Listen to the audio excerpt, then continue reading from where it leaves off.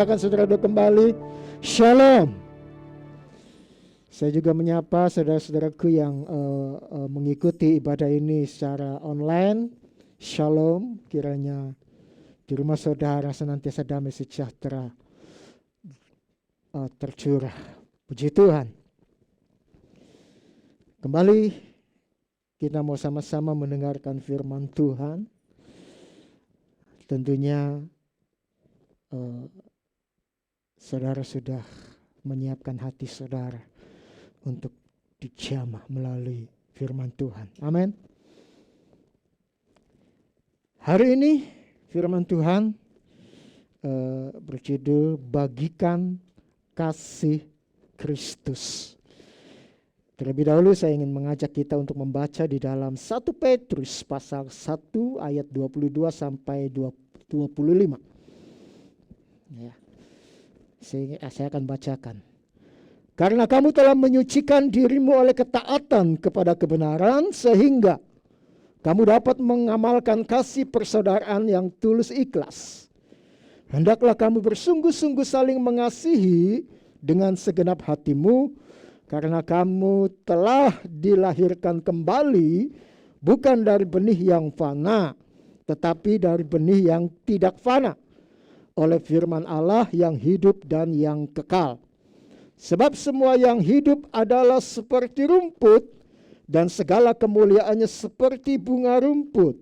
Rumput menjadi kering dan bunga gugur, tetapi firman Tuhan tetap untuk selama-lamanya. Inilah firman yang disampaikan Injil kepada kamu. Iya. Apa yang kita sudah baca, ya, ini adalah apa yang ditulis oleh Rasul Petrus kepada jemaat-jemaat Tuhan yang dilayani, bahwa ada sesuatu yang memang harus dikerjakan, dilakukan oleh orang-orang percaya.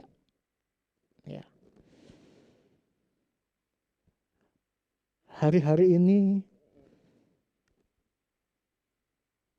adalah hari-hari yang sukar. Dan sebagaimana yang dinubuatkan oleh firman Tuhan, bahwa memang menjelang kedatangan Tuhan kedua kali akan terjadi masa yang sukar. Ya. Kalau saudara membaca dalam 2 Timotius pasal ketiga ayat kedua, di sana dikatakan manusia akan mengasihi dirinya sendiri. Mereka akan menjadi hamba uang. Inilah gambaran kehidupan manusia di akhir zaman. Dan kita melihat, menyaksikan bagaimana manusia sepertinya peduli, tetapi mereka sesungguhnya hanya mementingkan diri sendiri.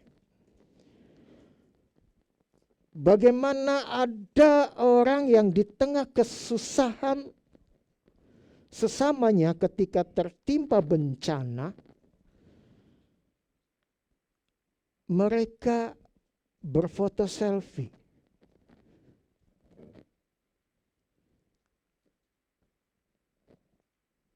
Apakah tindakan ini tidak membuat mereka yang sementara sedang tertimpa bencana begitu terpukul?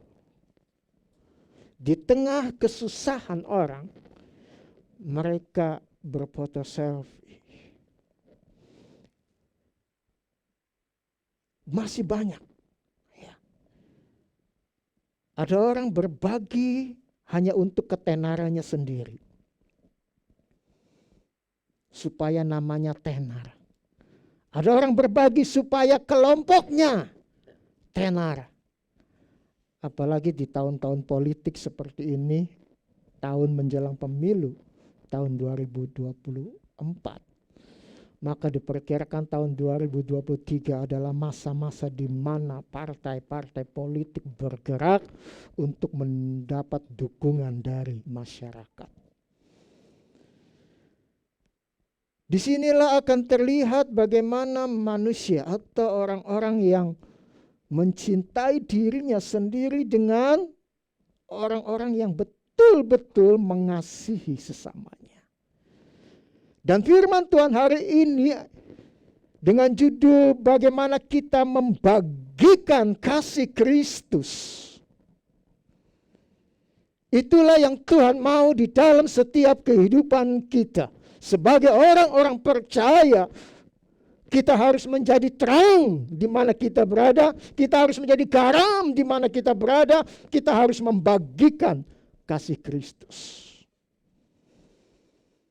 Persoalannya adalah, bagaimana mungkin kita bisa membagikan kasih Kristus kalau diri kita sendiri belum merasakan kasih Kristus? Saya ingin bertanya, seberapa banyak engkau sudah mengalami kasih Kristus? Halo? Ya. Jujur dalam hidupmu masing-masing. Sudahkah engkau mengalami kasih Kristus di dalam hidup kita? Inilah yang menjadi pertanyaan yang mendasar bagi setiap kita orang-orang percaya. Ketika kita harus menjadi garam, harus menjadi terang di tengah dunia ini, harus membagikan kasih Kristus. Bagaimana kehidupan kita? Apakah kasih Kristus itu sudah memenuhi kehidupan kita? Sehingga kasih Kristus itu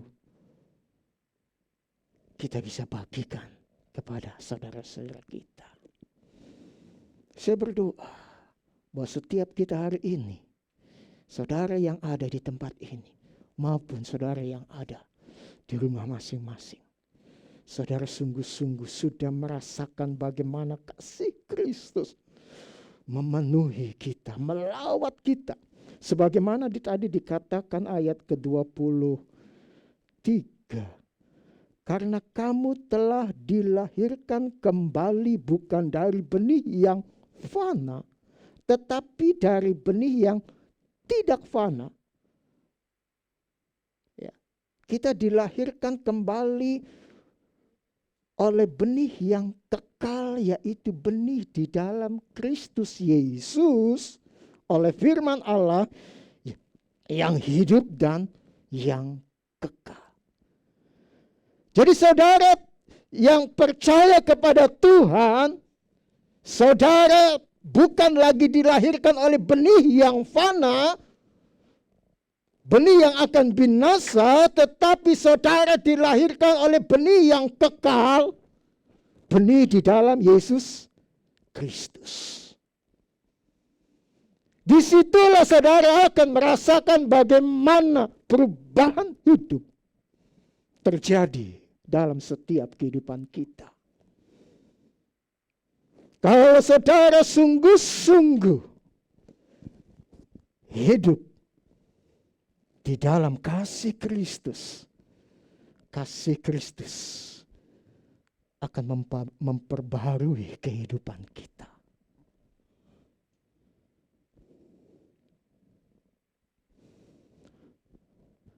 Next, ada catatan.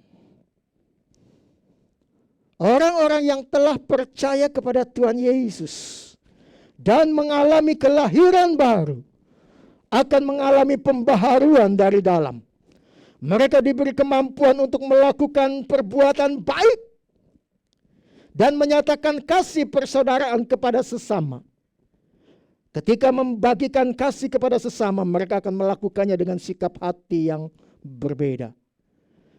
Di situ ada catatan pada Efesus 2 ayat 10. Saya ingin membacakannya.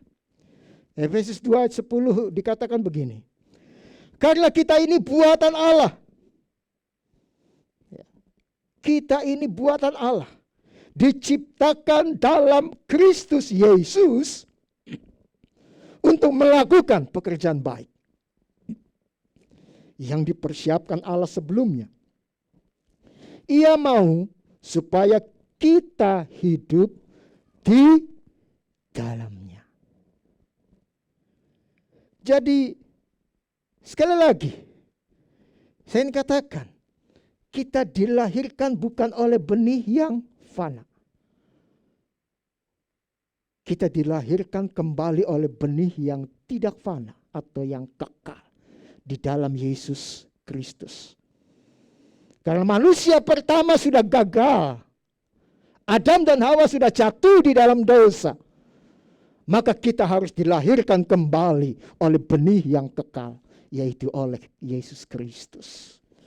Tentunya di sana dikatakan diciptakan dalam Kristus Yesus untuk melakukan pekerjaan baik. Itulah yang Tuhan inginkan di dalam setiap kehidupan kita. Ketika kita percaya kepada Tuhan, ketika kita mengalami pembaharuan kehidupan kita di dalam Yesus, maka Tuhan ingin, karena kita sudah diciptakan oleh benih yang tidak fana, diciptakan di dalam Kristus Yesus, maka dikatakan di sana untuk melakukan pekerjaan baik. Orang dunia akan melakukan hal yang baik kalau mereka menerima kebaikan. Itu orang dunia. Dan sebaliknya, kalau dia menerima hal yang jahat, maka kadang-kala ada yang mengatakan, saya akan bisa berbuat lebih jahat dari kamu. Itu orang dunia. Tetapi untuk kita orang-orang percaya, bukan itu yang Tuhan mau. Di dalam Roma 12 ayat 21 dikatakan begini, janganlah kamu kalah terhadap kejahatan, tetapi kalahkanlah kejahatan dengan kebaikan. Itulah yang Tuhan mau. Kita tidak kalah oleh kejahatan, tetapi justru Tuhan ingin kalahkanlah kejahatan dengan kebaikan. Artinya di sini apa? Kita diberi kemampuan oleh Tuhan untuk melakukan pekerjaan baik, mengalahkan kejahatan dengan kebaikan. Bukan dengan prinsip dunia. Engkau baik, aku baik. Engkau jahat, aku lebih bisa jahat, lebih jahat lagi. Bukan itu yang Tuhan mau. Tetapi Tuhan mau, engkau baik, aku memang harus berbuat baik. Engkau jahat, aku tetap harus berbuat baik. Itulah prinsip daripada kasih Tuhan kita Yesus Kristus. Puji Tuhan. Lalu, bagaimana kita bisa membagikan kasih Kristus? Kalau membaca dalam 1 Petrus 1 ayat 22 bagian yang A, di sana dikatakan, karena kamu telah menyucikan dirimu oleh ketaatan kepada kebenaran, sehingga kamu dapat mengamalkan kasih persaudaraan yang tulus ikhlas. Jadi bagaimana kita bisa membagikan kasih Kristus, yaitu dengan ketulusan hati kita.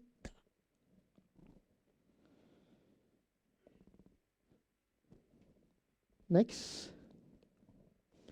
Kebaikan yang dilakukan oleh orang-orang percaya seharusnya dilakukan dengan hati yang tulus.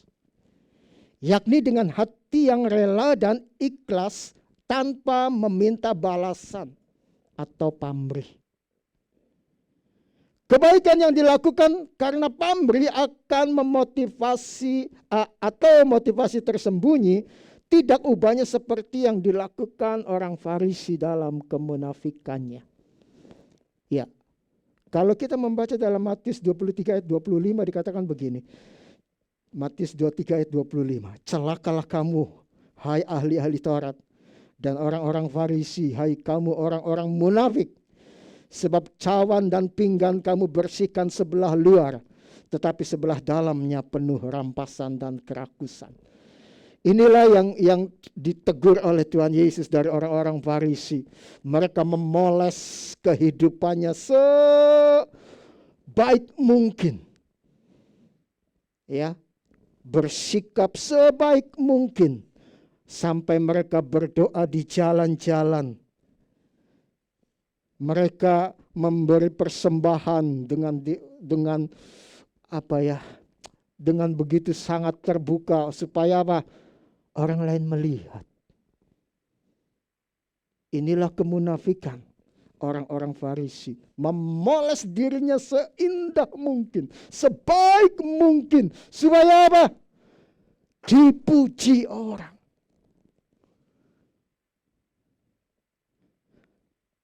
Mereka tidak punya ketulusan hati ketika melakukan firman Tuhan. Bukan itu yang Tuhan mau. Mari lakukanlah segala kebaikan dengan ketulusan hati, tanpa pamrih, tanpa maksud yang tersembunyi. Sehingga ketika kita menolong seseorang, kemudian orang itu tidak mengucapkan terima kasih, itu tidak menjadi hal yang akhirnya membuat kita kapok untuk menolong orang. Karena memang kita menolong orang tanpa pamrih. Apapun sikap yang kita tolong, itu tidak mempengaruhi kita untuk terus berbuat baik. Kembali kepada tadi, kebaikan seharusnya dilakukan karena ucapan syukur atas keselamatan dan kebaikan yang telah diberikan Tuhan kepadanya. Inilah yang harus kita lakukan, bagaimana kita berbuat baik. Itu karena kita merasa bahwa Tuhan sudah terlebih dahulu berbuat baik kepada kita. Bagaimana tadi ayat 23 dikatakan kita dilahirkan kembali oleh benih yang kekal di dalam Yesus Kristus. Sehingga kita memperoleh kehidupan yang kekal. Inilah yang harus menjadi dasar kebaikan kita. Karena memang kita sudah merasakan begitu Allah itu baik untuk kita. Amin. Amin.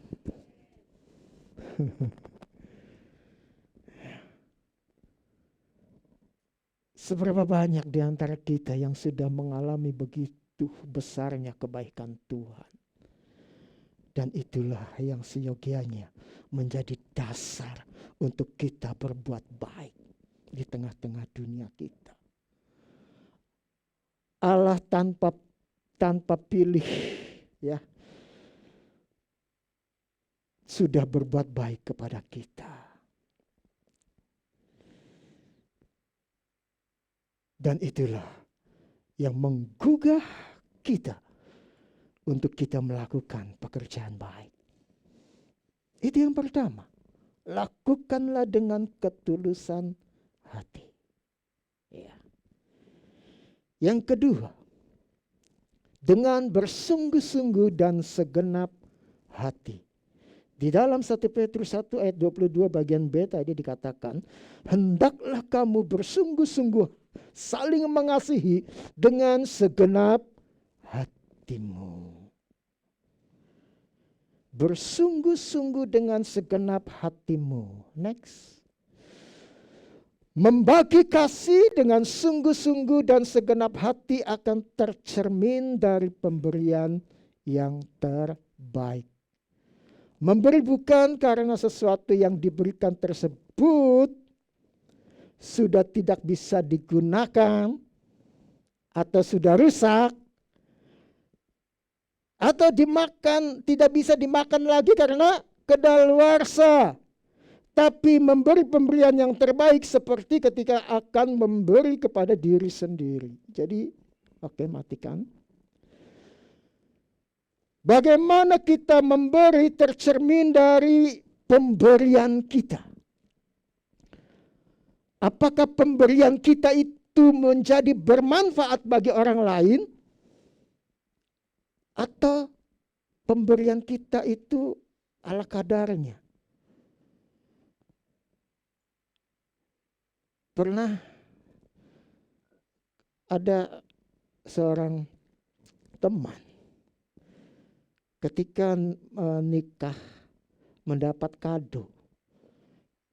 Ketika dibuka kadonya, ya bagus sih, setrikaan. Tapi kondisinya sudah rusak, nggak bisa dipakai. Ini bukan pemberian yang terbaik. Atau memberi seseorang makanan yang sudah basi, yang sudah kedaluarsa. Ini bukan pemberian yang terbaik. Jadi pemberian itu tercermin dari apa yang diberikan seseorang kepada orang yang membutuhkan. Ya, jadi kalau kita ingin memberilah yang terbaik. Sebagaimana ketika kita mau makan, ya pasti kita akan melihat makanan itu masih fresh apa sudah basi. Betul? Kalau sudah basi, ya kita akan buang. Dan kalau kita sendiri merasa itu udah basi dibuang, jangan dikasihkan ke orang.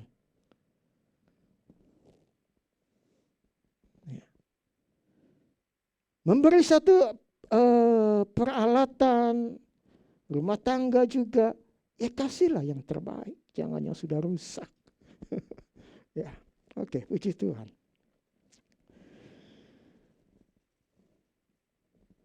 Next. Masih ada lanjutannya tadi? Ya. Ciri lain membagi kasih dengan sungguh-sungguh ketika seseorang memberi dengan tidak menunda-nunda. Orang yang menunda-nunda pemberian sebenarnya sedang tidak sungguh-sungguh untuk memberi.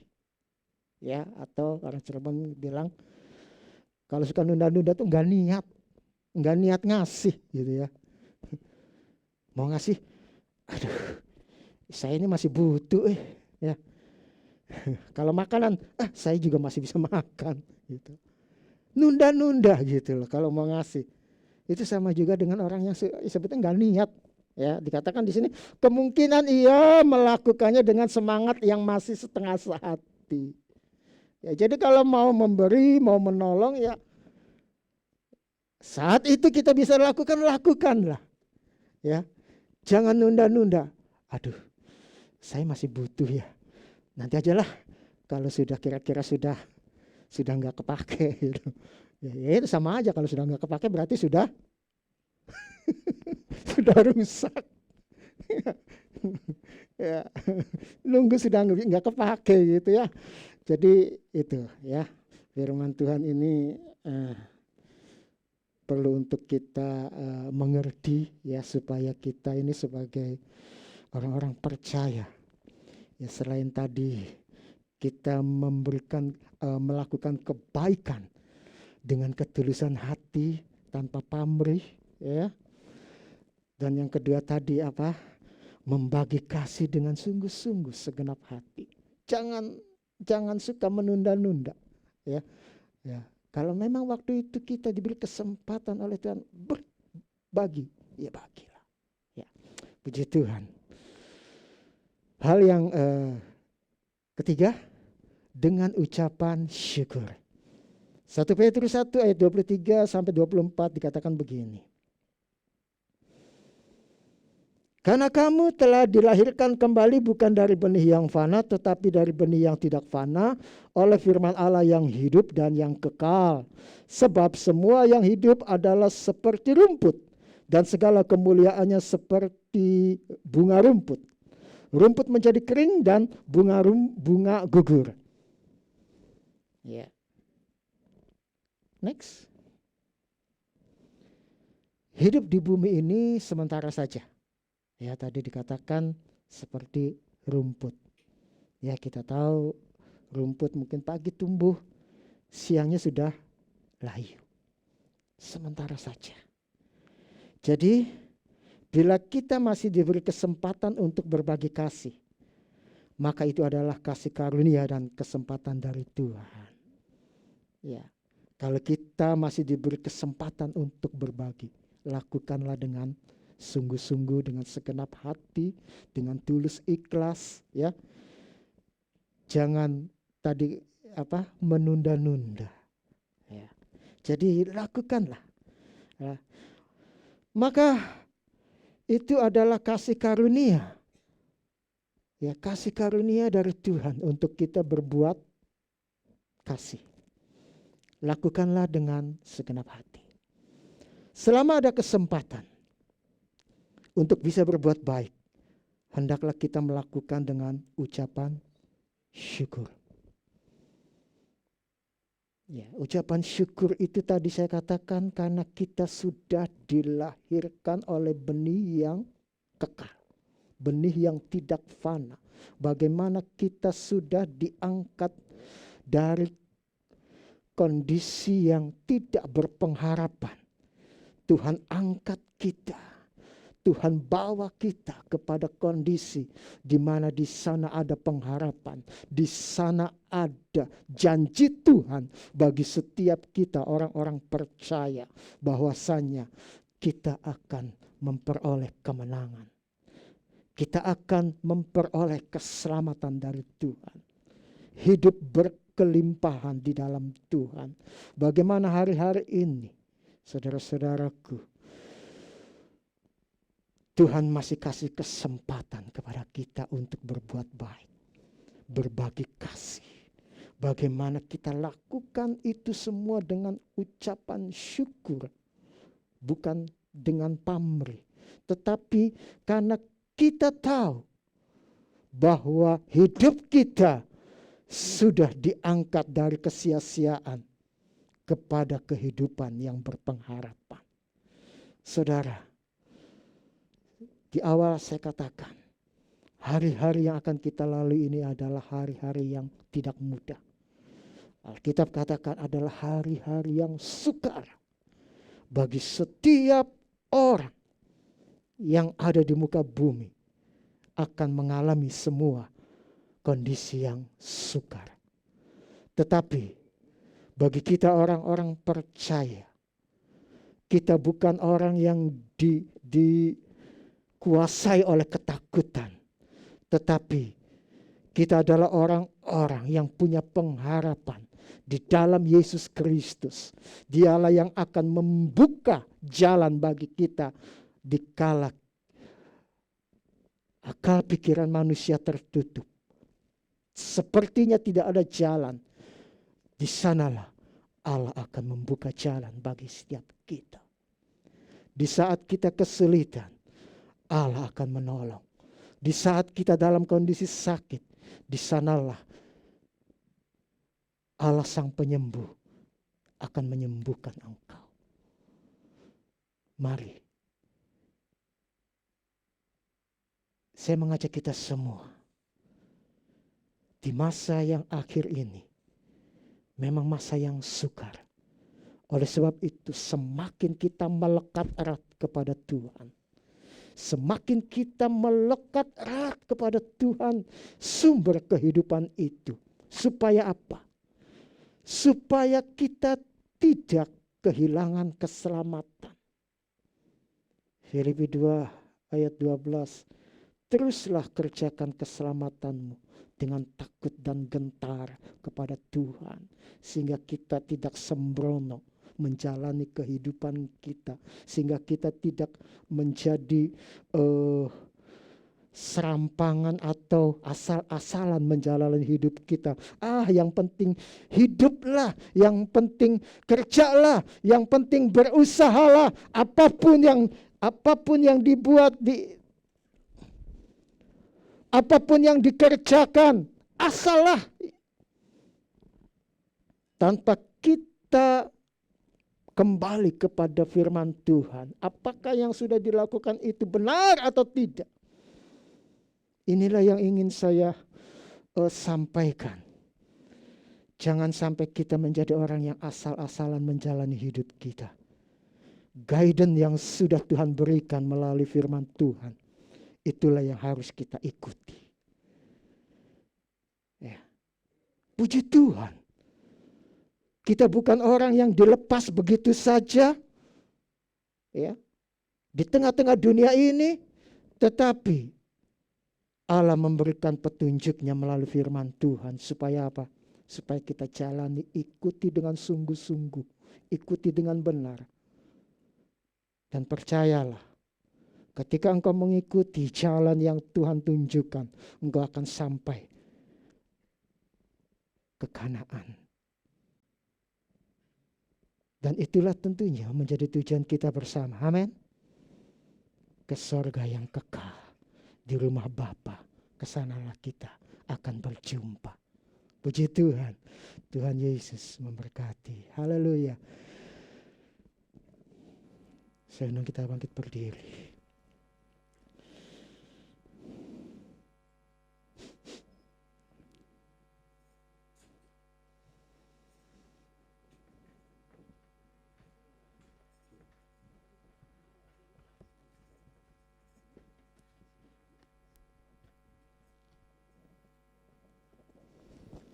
Harapashaka malaka harapashaka. Hirapakoda pasaka karapasa. Bapa, terima kasih. Kami sudah mendengarkan firman Tuhan yang tentunya menjadi penuntun jalan hidup kami. Sehingga kami menjadi pelaku-pelaku firman Tuhan. Bagaimana kami bisa berbagi kasih Kristus di tengah-tengah dunia ini. Bagaimana kami bisa memberi dengan tulus ikhlas. Kami bisa berbagi dengan sungguh-sungguh segenap hati. Dan kami senantiasa boleh mengucap syukur.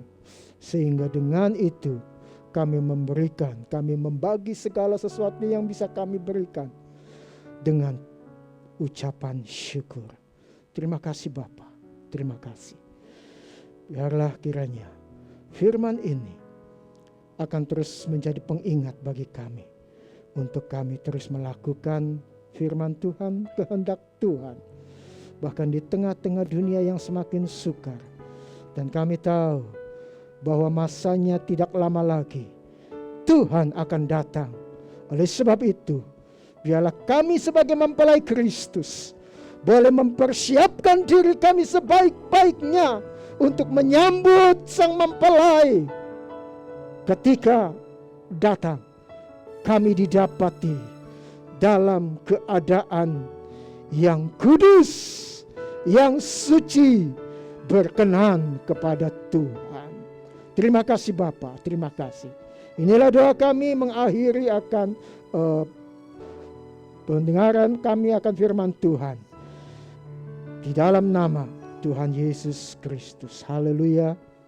Amin.